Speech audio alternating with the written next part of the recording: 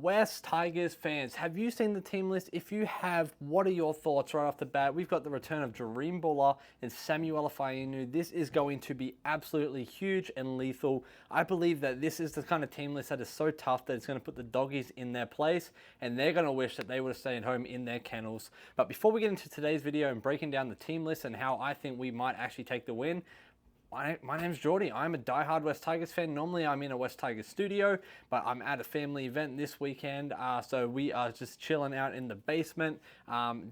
Still bringing you the best West Tigers coverage that I can. So make sure you like, subscribe, share this video with a friend, and let me know your thoughts in the comments on the team list below. Without further ado, let's get into it. So we see Jahream Buller on the cover of the West Tigers team list announcement. This one is going to be huge. We got him back in at number 1. Now this is a really big thing because, as we know, he's been out for a little bit due to his injury, and now that he's back, my main concern is, can he compete at the level that he was before, if not more? Now I think he will. I know Benji wouldn't put him back in if he thought, hey, maybe Dream isn't 100% up to spec, but also at the same time, I know that we need Sanu'a Turuva out on that wing because Charlie Saints just has not been cutting it to a Tupo. Same thing, we just need our Turuva back out there. He's been absolutely killing it in place of Jahream Buller, but it's time that Buller is back, giving us so much to dream big about, guys, and so this one is going to be huge. Number 2, we move back Tito Turuva back in his element. This one I'm super pumped about. That aggression, that attacking edge that he has, that it's just next to none. Like, we need that out there, and so for him, it's going to be making sure he catches those high balls, those deep balls, but also running as hard as he freaking can and passing that ball back onto his inside center. That will be a huge key to his success going up against the Doggies. They are going to be a tough battle. Number 3 and number 4, we got Taylor May and Stafford Toa. Now, these are our heartbeat of the team. This is what keeps our edges alive. Without great centers, we don't do great things, and so I'm super pumped that we got Taylor May in. Biggest concern, biggest talking point, pass the ball more, man. You don't have to try and drive every single play. I love the aggression. I love the energy you bring. But just remember, we are a team. There's no I in team. We have to pass the ball. And, you know, sometimes that is better off. And so keep running hard, but also defend even harder. That is going to be our biggest key. And it's been our biggest key this whole friggin' season. Like, we just need to defend hard. When we do, we win games. But there's been times we lapse. With Taylor May in, he's a defensive unit that we needed. Same thing with Stafford Toa. But my big concern with Stafford Toa this game is his injury. It looks like he's battling injury, so I don't know if I would have kept Toa in with this, knowing that, especially going up against the Doggies. But hey, you got to do what you got to do, and at the end of the day, we've got to trust the process and trust Benji. That is the motto that I've been saying on this channel for the whole season. When that is not changing, we are sticking with it. Number 5, we got Jarrell Skelton, big body out there on that wing. Same thing as Turuva, everything I said, but more importantly, making sure that he calls for that ball from Taylor, and then same thing, passes back on the inside when the time comes. And I think overarching theme for all of our backs, our back line, is making sure that when we make a break, there is support there.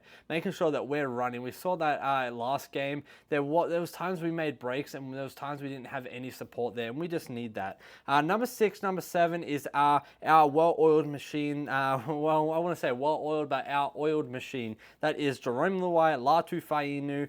This one I'm super pumped about because we're going to see a little bit more on what the future looks like with these halves. Now, this we all know that Latu Fainu has been the future, but the question is, does he stick at 7 or 6, or does he move to that 13, especially if Adam Dewey ends up phasing out? That's going to be the million-dollar question. We just re-signed Jock Madden, so that's going to be huge. He could come back in, go with Luai, or if Luai ends up leaving, what does that leave us? Or so many what ifs and buts, but right now we're focusing on the here and now, and that is this week against the Doggies. We need our best leadership from Jarome Luai, and we need our best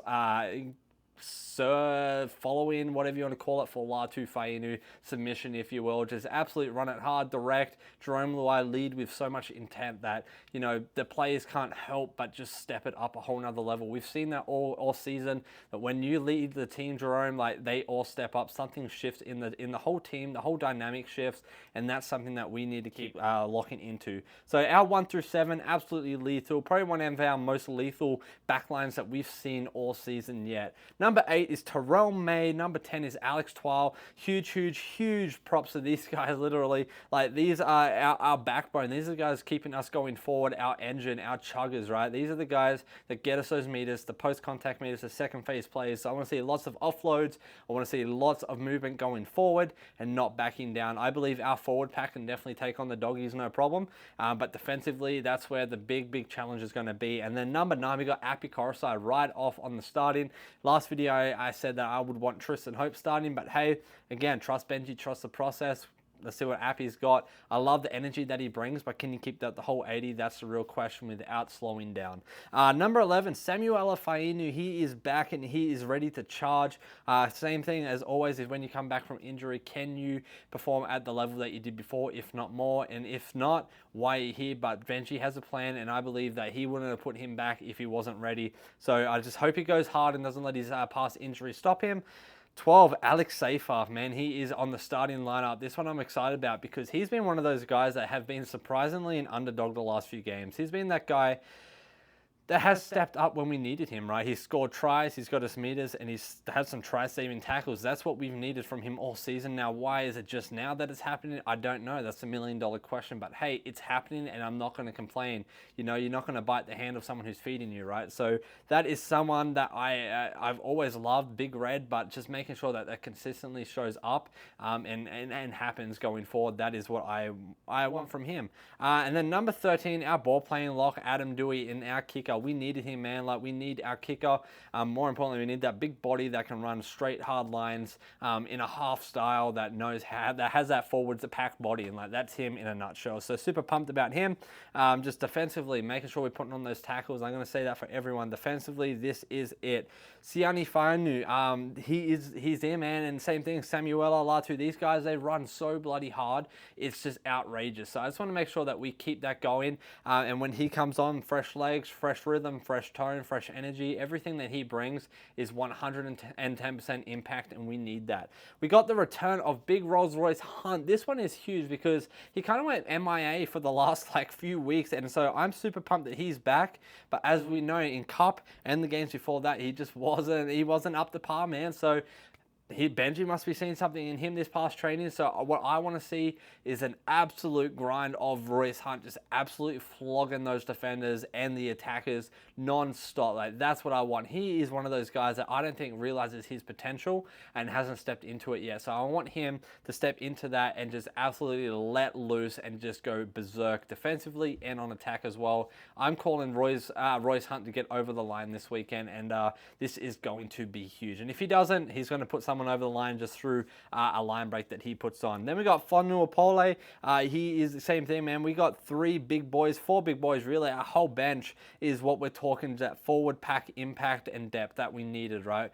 We got Kai Pierce-Paul coming next season. Now, he's only going to add so much more. So we have a great problem to have, and that is too many forwards, not enough spaces to put them. But that's good because we have fresh legs when we need them, and more importantly, we have backup when we need it in terms of injury and just people being out. So super pumped about that. And then last, but definitely not least, that is our extension man, Tony Suka. He's the guy that is going to bring it home for us. He's that young energy that we need, that one, the young grasshopper, the green tree, the one that's going to learn from these great forwards and learn from a great team and be part of the best club in NRL, in my opinion.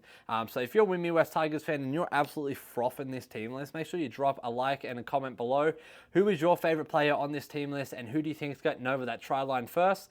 This was going to be a big game. We're going to do a live stream with one of you guys that we had earlier on the podcast. That is Jordan, the guy who builds the PCs and whatnot, and there's a diehard West Tigers fan. So this is going to be huge. It's going to be such a big game. We're going up against our old 5'8". We're going to give it to him, absolutely just plaster him on that turf out there. It's going to be absolutely insane. So Tigers fans, if you're with me and as freaking pumped up as I am, make sure you like, subscribe, comment your thoughts, grab a one jungle cap, and I will see you tomorrow in the next video.